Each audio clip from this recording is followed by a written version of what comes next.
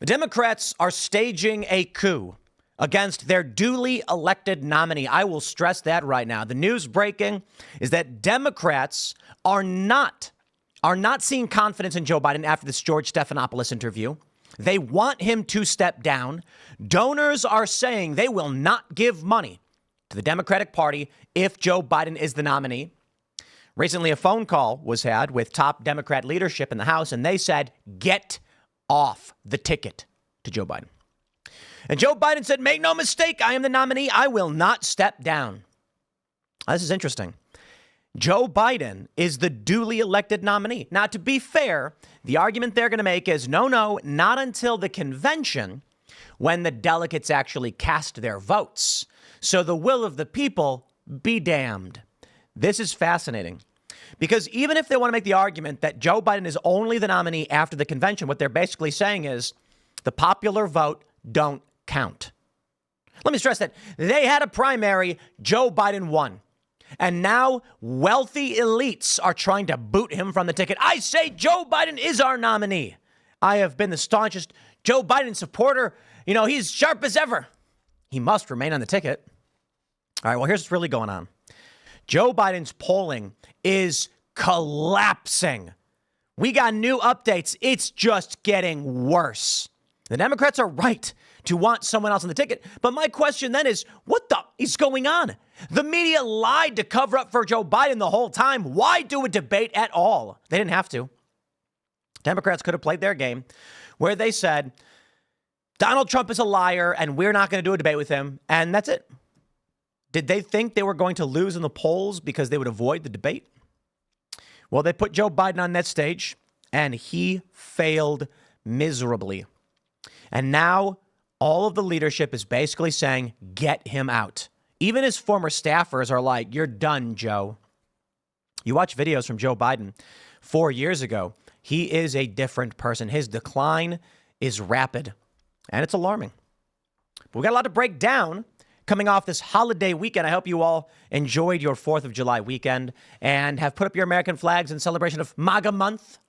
Hope that one triggers all the lefty weirdos who hate America. But the New York Post, coming in with the editorial report as updated this morning, Democrats are going to get Biden off the ticket. Now, of course, when you look at the polling, and let's do that first. Let's jump right into the polls because this is going to blow your mind. 538 that normally shows polls favoring Democrats has Donald Trump up 2.3 points. So, of course, the New York Post is correct when they say they've got to get Joe Biden off. Here we go. We've got Trump up 5. Let's just do this. July, we got Signal, 2 polls, Trump up 5. When they include Kennedy, West, and Stein, Trump is still up 5. Daily Mail has Trump up 5. Against Harris, he goes up 11 points because she's next in line. I wonder, is she still the front runner? I think she is. Let's see. Let's go to Predict It. And see, okay, so Kamala Harris is no longer the front runner over on Predict It. Sorry, Kamala, you were, but you're not anymore. So we've got Trump with Kennedy, West, Stein, and Oliver. Oh, that's funny. And that puts Trump up 6 points. Reuters has Trump up 8 against Pritzker, Whitmer, Bashir, and Newsom. He's up 6, and 4 points. Now, here's the interesting one. When Reuters put Michelle Obama on the poll, Michelle Obama is up 12 points. And I think that may be the play. A lot of people have been saying it. We've mentioned before, a lot of people saying, yeah, but Michelle Obama doesn't want to run. She doesn't want to do it. None of that means anything. None of that means anything. Whether she does or does not doesn't matter. You got another Reuters poll. Michelle Obama up 11 points, July 1st to the 2nd. Now, while Trump dominates across the board against everyone, the polls say he won't beat Michelle Obama. Take a look at this from the 2024 general election RCP, Real Clear Polling Average. Trump is up 3.3 points. Now, I will tell you this. I'm not absolutely convinced Michelle Obama could win against Donald Trump. These polls say one thing, and a lot of people are pointing out like, oh, but Michelle Obama, she's an Obama, she's popular, she'll get the diversity vote, like the leftist, the woke vote. And I'm like, no, I don't think you understand. I think it actually doesn't work that way. You know, a lot of people think that they need Kamala Harris for the diversity vote, for the woke vote. I don't think so. I think they did that. I should say sort of. But it's not because people voted for Kamala Harris. The fact is, no one voted for Kamala Harris. She didn't get a single delegate. So why is she on the ticket? So that Joe Biden can say, look at me. I believe in diversity. And he gets his brownie points with white liberal women, right? But the white liberal women wouldn't vote for Kamala on her own. And as evidence of, they didn't. I'll stress that again. Kamala didn't get a single delegate. She did not get these votes. She's put on the ticket as a virtue signal. What do you think happens with Michelle Obama as the head of this ticket? Now, it may work because Obama Harris or, something may work because people like Obama. But don't forget what Barack Obama did. He brought Joe Biden on specifically because they were concerned people would not want to vote for a black man. Republicans show their true colors. Oh, that's right. I'm calling you out, Republicans. You show your true colors when you say Michelle Obama can win. Because it shows you're not racist. These Republicans are like, Michelle Obama is a charismatic woman and she might be able to give Trump a run for his money. A lot of Republicans are saying that. And I'm like, guys, you got to understand, Democrats are racist. Like they are racist. I'm not exaggerating. I'm not being cute. Let me do this. Okay, just so I'll pull this one up. This is from Yale.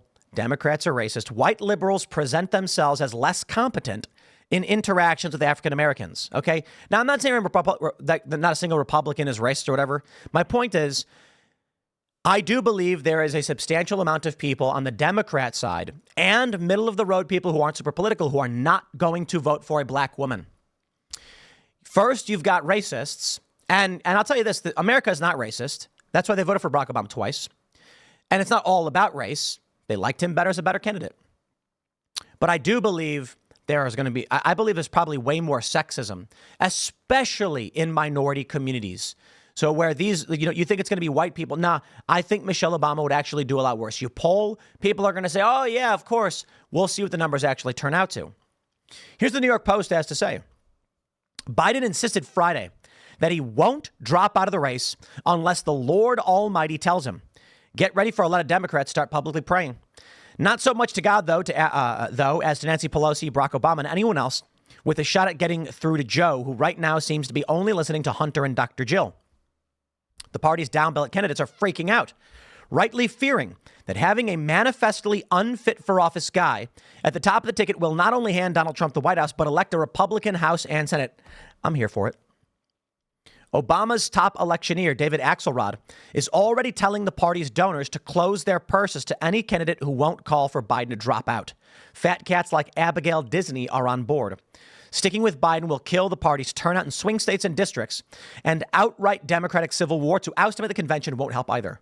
Every day, the convention turns on Biden. The conversation turns on Biden's condition is a day that Dems lose. Take a look at this. We have a running list of Democrats calling for Joe Biden to drop out. Adam Smith, Jerry Nadler, Mark Takano, Joe Morell, Angie Craig. She wrote a big thing. Mike Quigley. Here you go, is another interview. Seth Moulton, Raul Grijalva.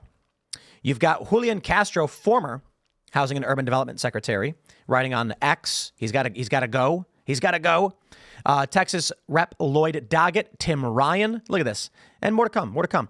Right now, we have this from CNBC. Disney heiress, wealthy Democratic donors say they won't finance the party until Joe Biden drops out. This is from Thursday, July 4th, just last week. But we are seeing the revolt, the civil war against Joe Biden. Now, from yesterday morning, several top House Democrats say Biden should step aside during leadership call.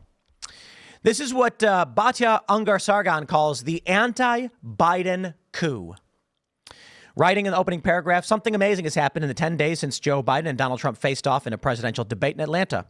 Biden has come in for the kind of coordinated onslaught from the mainstream media and Democratic power and the Democratic power brokers that is usually reserved for Republicans. Biden's performance allowed the audiences of CNN, MSNBC, The Washington Post, and The New York Times their first glimpse of something that journalists at those outlets had worked hard to conceal. That Biden slurs his speech, that his thoughts are erratic, his glassy gaze unfocused, his memory deeply flawed. You know what worries me the most? We all knew this, right? We all knew this. Here we go. Joe Biden tweets, "Let me say this as clearly as I can. I'm the sitting president of the United States. I'm the nominee of the Democratic Party. I am staying in this race." Shout out to Greg, 16676935420 on X, who is like a very well-known parody account. What does he have? Like a million? What does he have? Just about 1 million followers. "How are you tweeting when you are on stage in Wisconsin right now?" Uh-huh. Yo, we get it. Joe Biden is not here. He's not in charge. He doesn't know how this stuff works. Batya Ungarsargon tweets, "We are at the enacting a coup against a duly elected leader stage of defending democracy, I see." Yep. Look, man, I am fed up with the Democratic elites and the establishment. These people are abject evil. I don't know what to tell you, man. I don't know what to say, but these people are evil. They lie, cheat, and steal every day. And perhaps that's always been the case. And perhaps it's only now, because of the internet, as I often say, that we're able to see beyond the veil and understand who the man behind the curtain really is, what they've been doing this whole time. We think we know what's true. We don't know what's true. The media has always just reported what the establishment machine wants them to report. It's probably been that way since Kennedy or even earlier. From Axios, Biden refuses to take cognitive test, denies he's losing to Trump. Well, if he's denying that he's losing to Trump, that may be all the cognitive test you need, because the polls show it plain as day. The donors are saying it. But you know what this is? Joe Biden doesn't care about any of that. Joe Biden cares about his family. I can respect that to a certain degree. And Joe Biden's son, Hunter, doesn't like that he's being convicted of crimes, and he doesn't want his dad to drop out. Neither does Dr. Jill. Jill, oh man, she's the first lady. She doesn't want to give up that power. She will rip it from whoever she has to keep it. These people are despicable. They're the worst kind of people. Joe Biden, in his demented state, and I think it's fair to say demented, right? And the reason, and this is important, right? So there were some news stories where they said he doesn't have dementia. He's got age-related cognitive decline. And I'm like, okay, let me pause you right there. Okay, I understand the difference between age-related cognitive decline and dementia.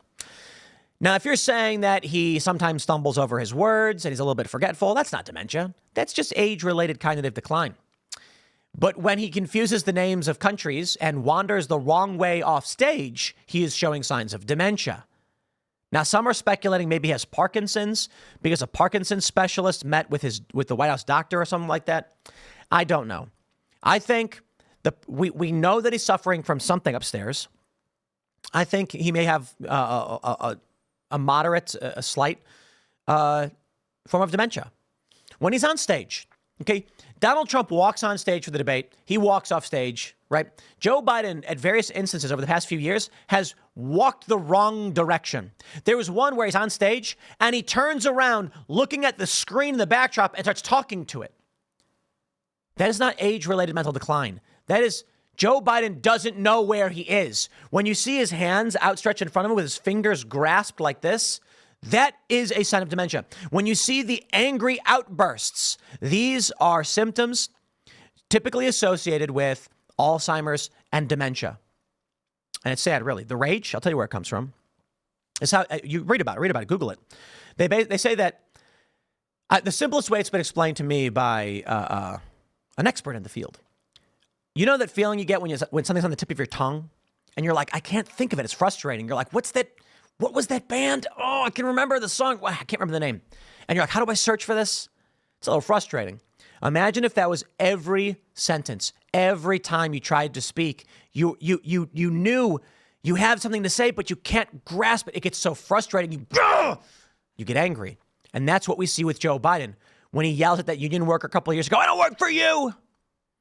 Remember when that reporter was asking him a question and he just started snapping, repeating the same thing over and over again?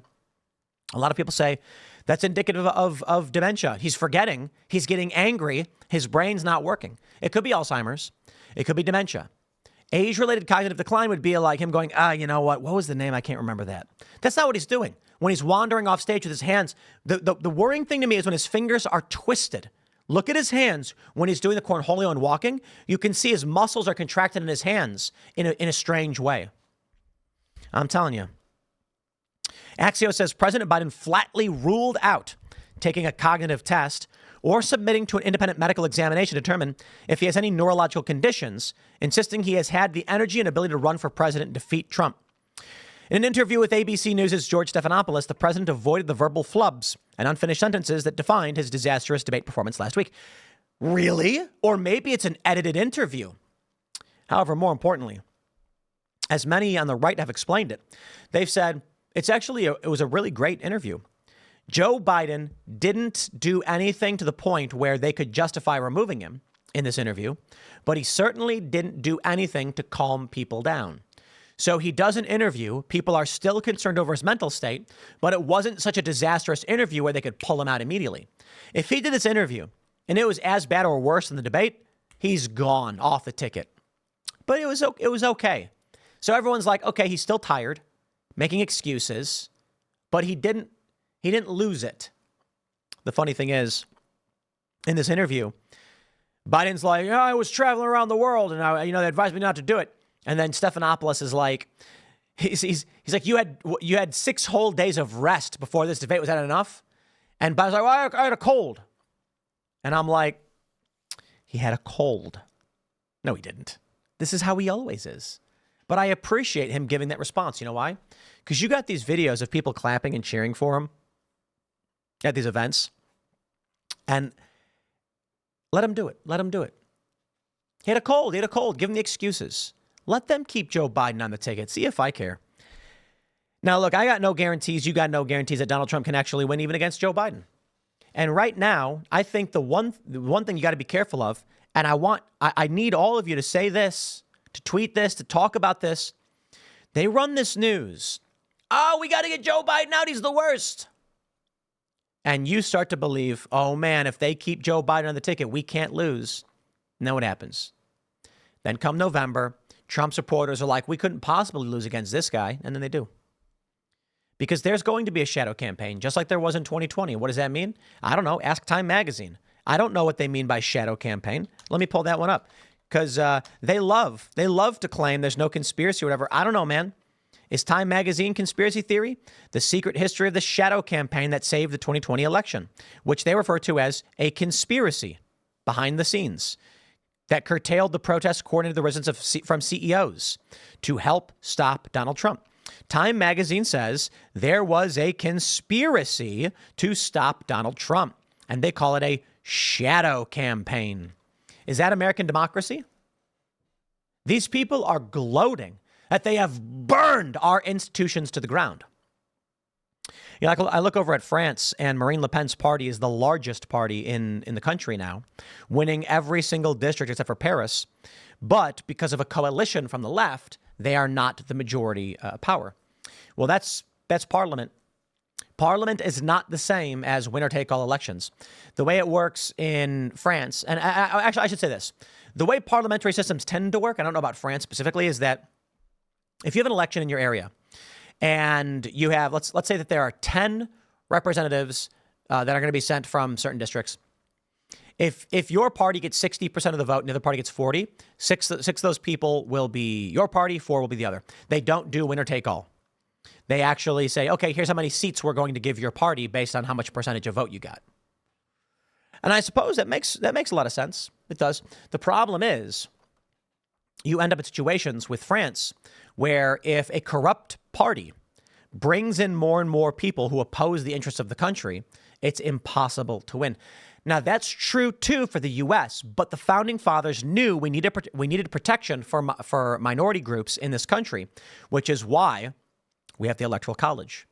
The Democrats are outraged. They don't like the idea that the minority party actually gets a chance to rule, but that was the intention. 2 wolves and a lamb deciding on what's for lunch. Republic is a well-armed lamb contesting the vote. That's America. The Electoral College system ensures that sometimes the minority party has the opportunity to defend itself. Why? Because the Founding Fathers were very smart. They said, what happens if you have a consistent 45% minority group that can never get anything? 45% angry people wage revolution. You're talking about just shy of half the country, so they can't win a direct democracy. Their interests aren't being upheld, and almost half the country? Yeah, you're in for a world of hurt unless these people have appropriate representation, which means sometimes minority rule. That's the point. Democrats don't like that. They want to make sure that can never happen. That's their shadow campaign. We got so many articles about Joe Biden, I don't even know what to read. Critics pile on Biden following ABC interview, blast his refusal to commit to cognitive test, disqualifying. I certainly agree. Here we go, ladies and gentlemen. Well, look, I think Joe Biden should be the nominee. I don't like Joe Biden. I think his brain doesn't work, but they voted for him. If they pull him out now, it's clear this was a scheme, a scam on the American people. We should not tolerate this. They wanted to block RFK Jr. That was the play. If they had a real primary, RFK Jr. would be the nominee.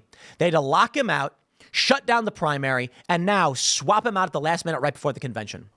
It's going to be chaos. And you know what? Democrat voters will let them do it.